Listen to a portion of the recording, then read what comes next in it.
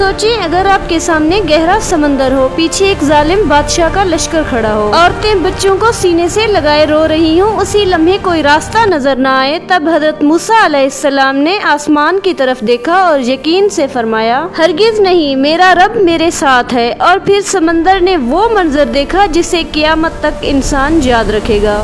آج ہم سنیں گے فرعون کے انجام کا وہ واقعہ جس نے غرور کو ہمیشہ کے لیے ڈبو دیا۔ مصر کی رات عجیب خاموش تھی، نیل کا پانی چاندنی میں چمک رہا تھا، محل کے مینار آسمان کو چھوتے محسوس ہوتے تھے، اور اس محل کے اندر سونے کے تخت پر بیٹھا تھا فرعون، اس کی آنکھوں میں غرور تھا، ہزاروں غلام اس کے سامنے جھکے کھڑے تھے۔ وہ کھڑا ہوا، ہاتھ بلند کیا، بلند آواز میں کہا اے لوگو، کیا مصر کی بادشاہی میری نہیں؟ کیا یہ نہریں میرے حکم سے نہیں بہتی؟ درباری فوراً بول اٹھے آپ ہی ہمارے رب ہیں۔ فرعون کے چہرے پر مسکراہٹ آ گئی، لیکن اس شہر کے ایک کچے گھر میں ایک ماں کے دل میں خوف کی آگ جل رہی تھی۔ آج حکم آیا تھا بنی اسرائیل کے ہر نومولود بیٹے کو قتل کر دیا جائے گا۔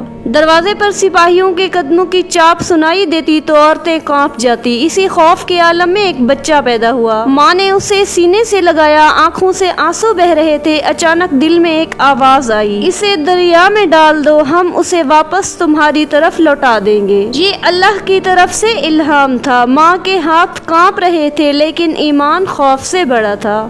اس نے بچے کو ایک چھوٹے صندوق میں رکھا، نیل کے پانی کے حوالے کر دیا، صندوق لہروں پر تیرنے لگا۔ ادھر محل میں فرعون کی بیوی آسیہ کھڑکی سے دریا کو دیکھ رہی تھی۔ اچانک سپاہی دوڑتے ہوئے آئے، ملکہ عالیہ، دریا میں ایک صندوق ہے۔ صندوق کھولا گیا، اندر ایک معصوم سا بچہ مسکرا رہا تھا۔ آسیہ کا دل پگھل گیا، وہ بولی یہ ہمارے لیے آنکھوں کی ٹھنڈک ہوگا، اسے قتل نہ کرو۔ فرعون نے ایک لمحہ سوچا اور پھر ہاتھ ہلا دیا، ٹھیک ہے اسے پال لو۔ اسے کیا خبر تھی؟ جسے وہ اپنی مہربانی سمجھ رہا ہے وہی اس کی بربادی کا آغاز ہے۔ سال گزرتے گئے، بچہ جوان ہو گیا۔ موسیٰ، شاہی لباس، محل کی تعلیم، لیکن دل میں عجیب سی بے چینی تھی۔ ایک دن شہر میں اس نے ایک اسرائیلی کو ظلم سہتے دیکھا، غصے میں اس نے مکہ مارا اور مصری مر گیا۔ موسیٰ گھبرا گئے، انہوں نے فوراً کہا یہ تو شیطان کا کام ہے۔ اگلے دن خبر پھیل گئی، فرعون کو معلوم ہوا، اسے گرفتار کرو۔ موسیٰ کو شہر چھوڑنا پڑا، وہ صحرا کی طرف نکل گئے، تنہا، بے گھر، لیکن اللہ کے سہارے۔ صحرا کی گرمی، پیاس، تنہائی، مگر یہی تنہائی انہیں نبوت تک لے جانے والی تھی۔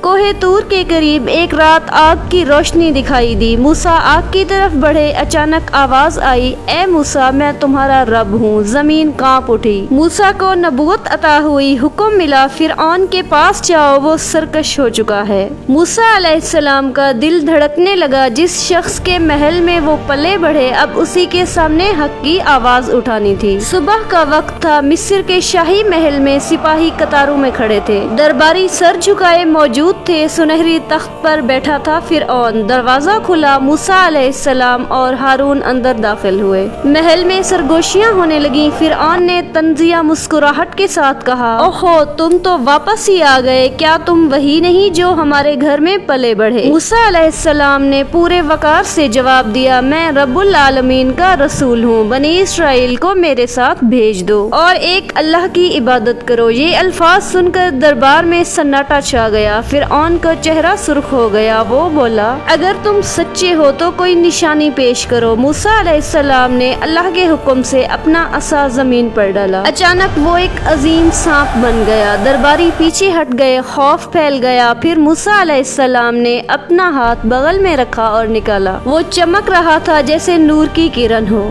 فرعون نے فوراً کہا یہ تو کھلا جادو ہے، تم لوگوں کو اپنے ملک سے نکالنا چاہتے ہو۔ اس نے مشیروں کو حکم دیا پورے مصر سے ماہر جادوگر جمع کرو۔ میدان لوگوں سے بھر چکا تھا، ہر طرف شور تھا۔ فرعون اپنے تخت پر بیٹھا تھا پورے غرور کے ساتھ۔ جادوگر آگے بڑھے، انہوں نے موسیٰ علیہ السلام سے کہا پہلے تم پھینکو گے یا ہم؟ موسیٰ علیہ السلام نے فرمایا تم ہی شروع کرو۔ انہوں نے اپنی رسیاں اور لاٹھیاں پھینکی، لوگوں کی آنکھوں پر جادو کا اثر ہوا۔ میدان سانپوں سے بھرا نظر آنے لگا، لوگ خوف زدہ ہو گئے۔ اللہ نے موسیٰ علیہ السلام سے فرمایا ڈرنا نہیں، تم ہی غالب رہو گے۔ موسیٰ علیہ السلام نے عصا پھینکا، وہ ایک عظیم اژدہا بن گیا اور پلک جھپکتے میں سب کو نگل گیا۔ میدان میں سناٹا چھا گیا۔ جادوگر فوراً سجدے میں گر پڑے، وہ پکار اٹھے ہم ایمان لائے ہیں موسیٰ اور ہارون کے رب پر۔ یہ منظر